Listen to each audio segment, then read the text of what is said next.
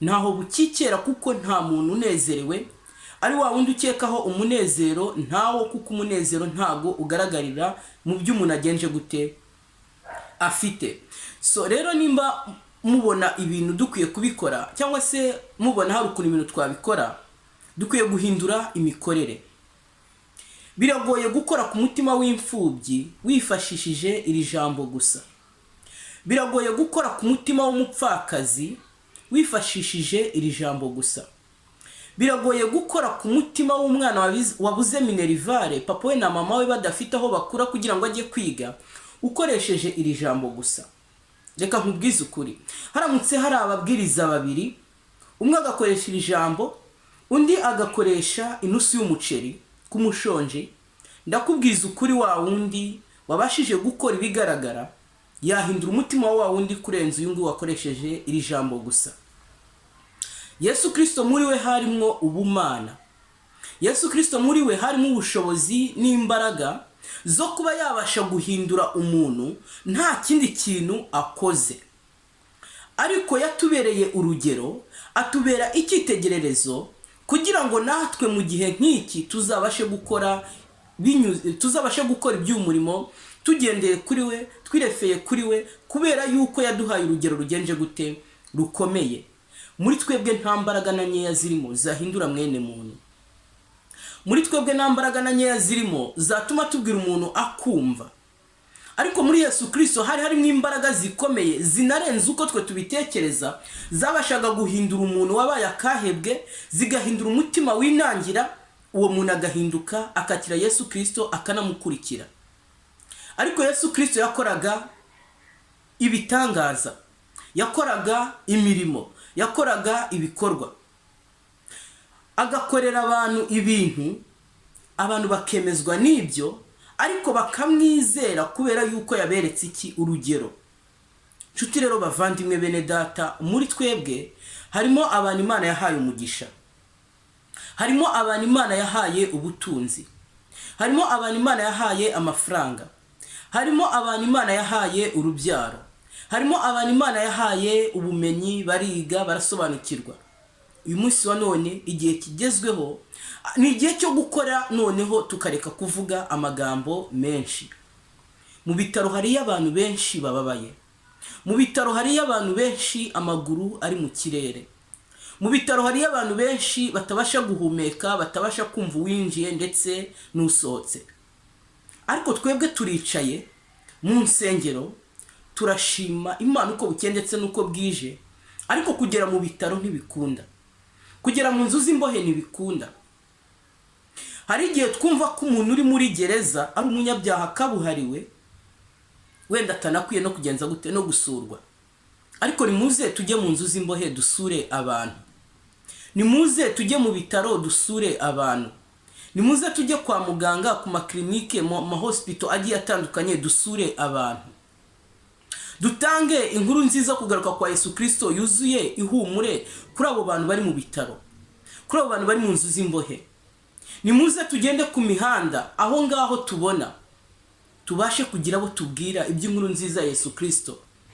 Ari abo bana banywa za kore, ari abo ngo banywa ibiyobyabwenge, nimuhaguruke muve mu nsengero, muze dukora umurimo w'ivugabutumwa, tugeraho abantu bari bababaye, dusura imfubyi, dufasha abapfakazi, dusura indushyi ndetse n'abandi badafite uko bagenje gute bameze, badafite uko bifashije bo ubwabo. Nicyo Uwiteka adushakaho. Naho gukoresha iri jambo kuva ku wa mbere, ku wa kabiri, ku wa gatatu, ku wa kane, ku wa gatanu, ndakubwiza ukuri nta mutima w'umuntu wakoraho, nta mutima w'umuntu wahindura. Ariko inusu y'umuceri yakora ibintu byinshi cyane. Inusu y'umuceri yakora ibitangaza, ukaboneraho ukavuga iby'iri jambo, ariko habonetse nibura agakombe k'igikoma, habonetse agakombe k'igikoma, wabwira umuntu ijambo akaryumva. Habonetse inusu y'umuceri, wabwira umuntu iri jambo akaryumva. Habonetse agakote, habonetse agakweto, wa muntu ureba ibirenge byiwe ukamuseka ngo ni imyate, ngo ni amaga, ngo ni imikori. Habonetse agakweto, wamubwira iri jambo akaryumva. Iri jambo ryonyine ndakubwiza ukuri muri isi tugezemo, n'abantu bababaye, bafite ibibazo ndetse n'ibigeragezo. Kurivuga kwawe byonyine byo ntabwo bishobora gukora ku mitima yabo. Nyamara mu nsengero duhora turwanirayo, ariko mu nsengero haramutse havuyemo ibintu bibiri, hakavamo amafaranga ndetse n'icyubahiro, ntabwo wakongera kubona abarwanira mu nsengero bapfa ibyubahiro, bapfa kuyobora, bapfa kuvuga ngo nanjye ngereyo mbe presented ingaragare. Nimureke duhindure imikorere. Iri jambo turikurikizeho imirimo, cyangwa se imirimo ibanze iri jambo turikurikizeho. Ijambo ry'Uwiteka riratubwira ngo tubanze dushaka ubwami bw'Imana no gukiranuka kwayo, ngo nibwo ibindi byose tuzagenza gute, tuzabyongererwa. Ushobora kutumvira ijambo neza bikakubera ikibazo. Ijambo rikongera rikatubwira ngo umuntu ntatungwa n'umutsima gusa, ahubwo atungwa n'ijambo riva mu kanwa k'Imana. Ariko umutsima mu by'uyu mubiri urabanza, si wo gusa, iri jambo riraza. Nimureke nshuti bavandimwe bene data duhindure imikorere, duhindure uko dukora ibintu. Dufate agafu k'igikoma, dufate utwo tujyane, dufate agafu k'imyumbati, dufate umuceri, dufate agafu k'akawunga, tujye kubwiriza n'utwo tuntu tutadusize. Dufate agasabune, tujye kubwiriza n'agasabune tutagasize. Ntabwo ari ibintu bya mirenge bikora ku mitima y'abantu, ntabwo ari inyubako zikora ku mitima y'abantu. Kwiyoroshya, kwicisha bugufi, kwisanisha nabo, ukamera nkabo mu bibazo byabo, mu ngorane zabo, mu bigeragezo byabo, byabahindura.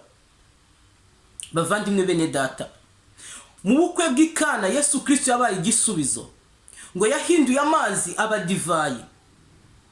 Mu rupfu rwa Lazaro Yesu Kristo yabaye igisubizo, yamuzuye amazi iminsi isaga 3 mu mva. Kwa Yayiro Yesu Kristo yabaye igisubizo, yazuye akarya kana k'agakobwa kari ikinege, kari kapfuye bagombaga kugashyingura. Yesu Kristo yabaye igisubizo i Betsida ku kidendezi, hahandi tubona hari umusore wari uhamaze imyaka 38. Yesu Kristo yabaye igisubizo kuri wa mubyeyi wari umaze imyaka 18 mugongo. Yesu Kristo yabaye igisubizo kuri wa mubyeyi wari ufite umwana wiwe yatewe n'amadayimoni. Yesu Kristo yabaye igisubizo igihe yatuburaga amafi ndetse n'imigati. Biriya ni ibikorwa Yesu Kristo yagiye akora. Muri we harimo ubushobozi bwo gukora ibikorwa, imirimo ndetse n'ibitangaza. Ariko muri twe dushobora gukora imirimo n'ibikorwa, ariko icyo tutakora wenda uyu munsi wa none n'ibitangaza. Nimureke dukoresha imirimo, dukoresha ibikorwa, kuko ibitangaza ni bya Yesu Kristo byabaye nk'urugero. Mu bikorwa Yesu Kristo yarakoze, mu mirimo Yesu Kristo yarakoze. Tubona yuko Yesu Kristo yari umubaji, ariko ngo nta ntebe nziza yagenzaga gute, yagiraga. Ibirenge bijyana ubutumwa bwiza ntabwo byigeze bigenza gute, birambirwa, ngo ntiyabayeho neza.